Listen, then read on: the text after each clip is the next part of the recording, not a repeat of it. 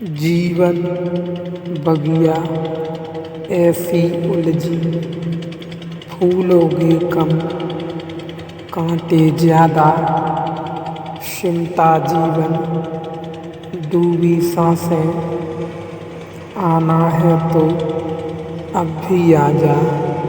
यदि आपने अभी तक अंतिम अध्याय नहीं देखा है तो कृपया करके अंतिम अध्याय देखें और कर्ता और भोक्ता के बारे में अंतर को समझने का प्रयत्न करें। मैं ब्रह्मयोगी की बात कर रहा था। पिछले अध्यायों में एक ऐसे ब्रह्मयोगी की चर्चा की गई है जो 10 मिनट तक सांस को रोक लेते हैं, जो 10 मिनट सांस रोक लेते थे। वे 30 मिनट तक किसी भी तरह का जहर भी अपने शरीर में रख लेते थे, मुंह से ले जाते थे, पेट में रख लेते थे, ऑपरेशन और पेशाब से बाहर निकाल देते थे। 30 मिनट तक भी रख सकते थे, लेकिन रंगून में उनकी मौत हुई क्योंकि 30 मिनट से ज़्यादा नहीं रख सकते थे। मगर 30 मिनट थोड़ा मामला नहीं है। जो भी रसायनविद हैं वे चकित थे और हैरान थे क्योंकि जो जहर जीभ पर जाते और मौत बन जाता है, जीभ पर जाते ही खबर देने को भी आदमी नहीं बचता। आदमी जीभ पर जहर रखा और मर जाता है, यह भी नहीं कह पाता कि मैं मर रहा हूँ। वह जहर भी यह आदमी 30 मिनट तक शरीर में रख लेता था।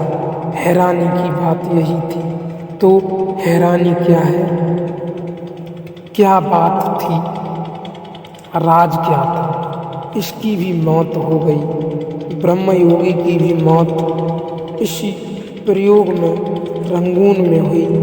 रंगून विश्वविद्यालय में उन्होंने जहर लिया और जहाँ वे रुके थे उस तरफ चले, लेकिन बीच में गाड़ी बिगड़ गई और पहुँचे तो 35 मिनट हो गए थे।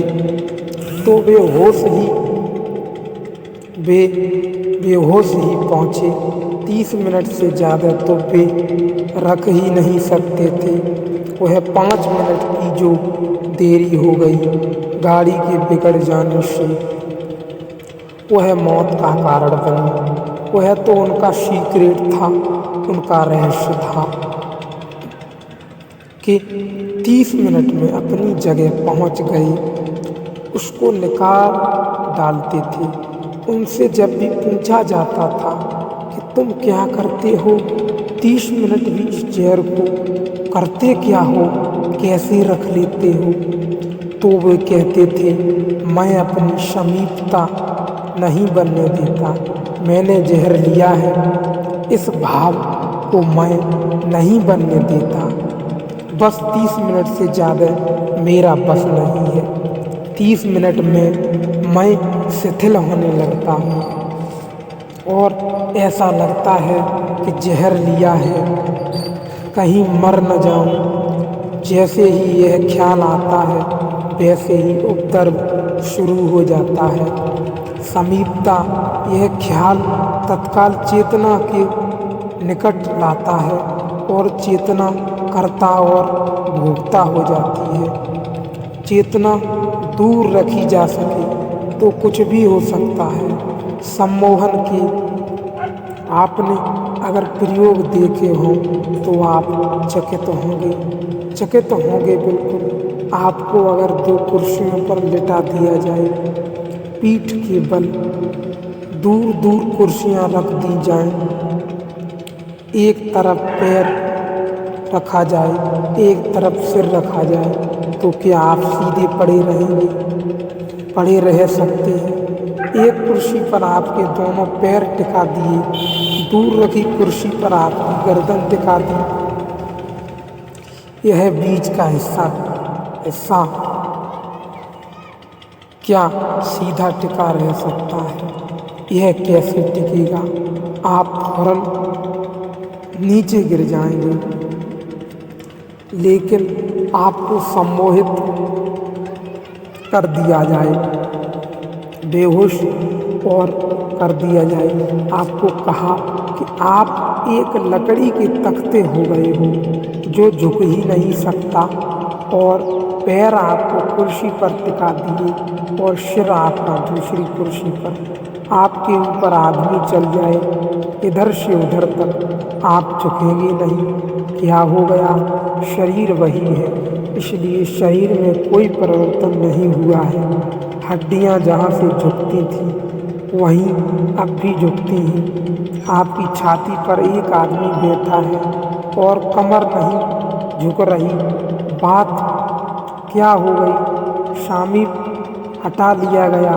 जो झुकने का भाव था सदा कि मैं झुक जाऊंगा, अगर ऐसा हुआ तो गिर जाऊंगा, वह तोड़ दिया।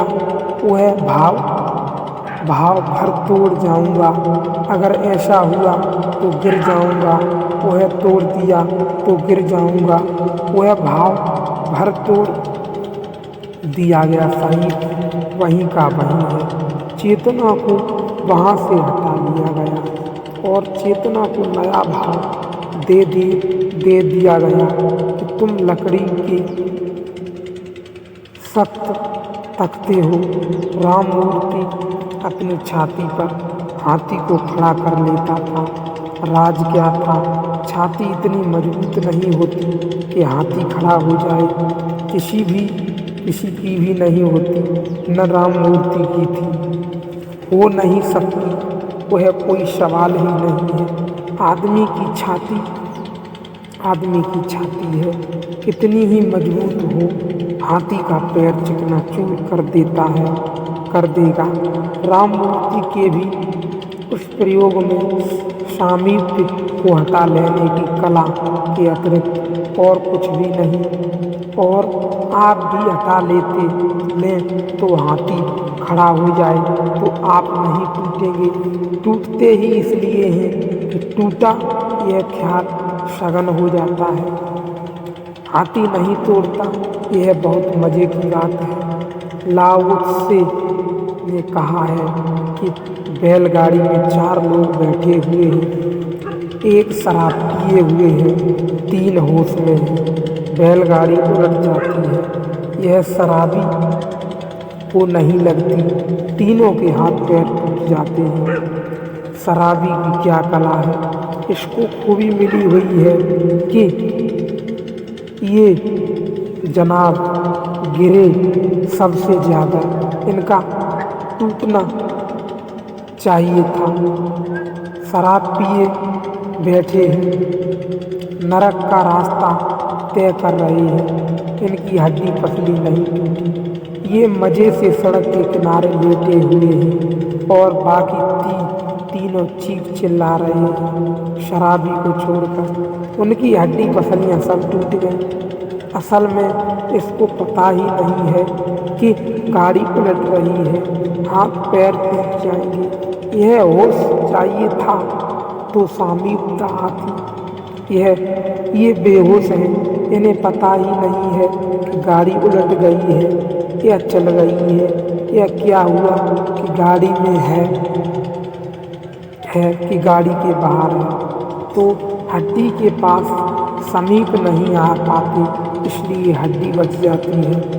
इसलिए बच्चे इतने गिरते रहते हैं। शराबी आप देखते हैं सड़क पर गिरे पड़े रहते हैं, कोई खास नुकसान होता हुआ मालूम नहीं पड़ता।